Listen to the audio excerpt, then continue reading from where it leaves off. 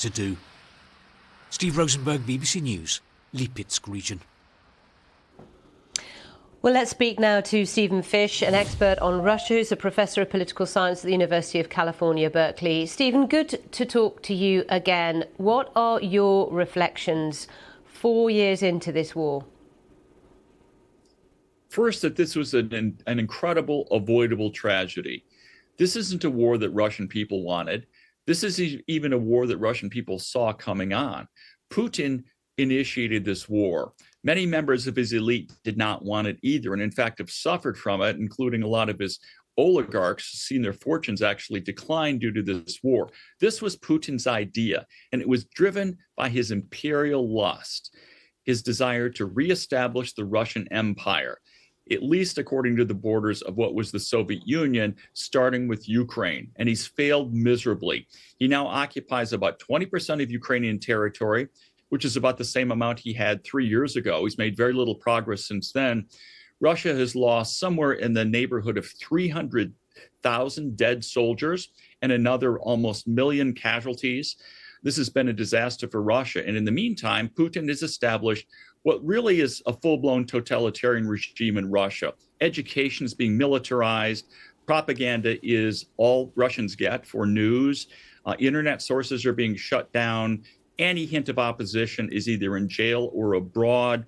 He's used this war to transition to this kind of regime. Russians have been the losers from this war. Of course, the strain on Ukrainians has been even greater. But this is kind of chapter 2 of this saga, which is about Ukrainian bravery and tenacity. They just will not give up. And this was clear from the beginning of the war. It's amazing that this country, which is only about a quarter the size of Russia and doesn't have more than about a tenth of its military capacity, is still standing and fighting.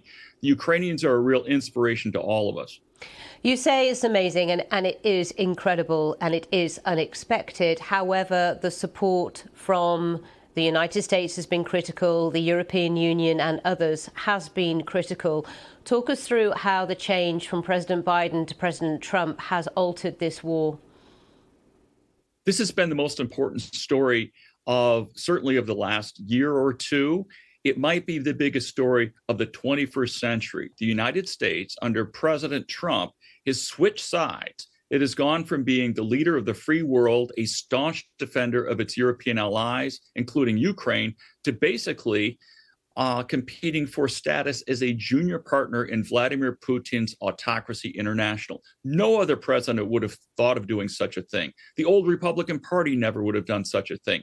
But this is Trump's policy.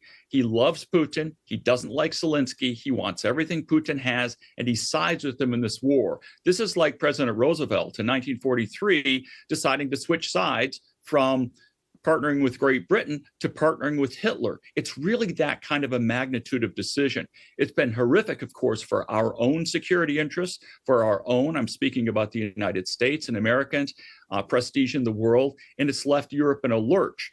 The big question is, to what extent are the Europeans standing up and filling in the vacuum that the Americans have left? And the answer so far is there's progress in that area, but it hasn't been nearly enough.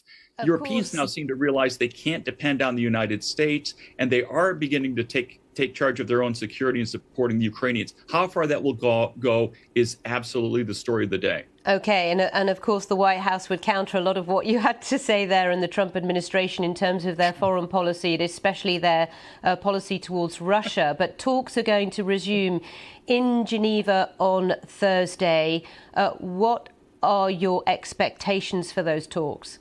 Nothing. Absolutely nothing. Trump has already offered deals to Putin that include everything Putin, we would think, could possibly want, including being able to keep these occupied territories, including new elections in Ukraine designed to get rid of Zelensky, including refusing Ukrainian membership in NATO permanently. Trump, being on Putin's side, has offered all of these things, and Putin has said no. It's clear that Putin is not going to stop this war. And all these negotiations, every time we hear about Trump negotiating with Putin or Zelensky, it's all a bunch of noise, because Putin is not going to stop this war until the costs of continuing it are higher than the costs of stopping it. And Putin shows no inclination to stop. Look, his whole legitimacy now is based on this war. He's addicted to this war. His whole economy is geared toward this war. If he were to stop now, this would obviously not be the goal that he set himself. In fact, it would be not even a pale imitation of it. So he has to keep this war going.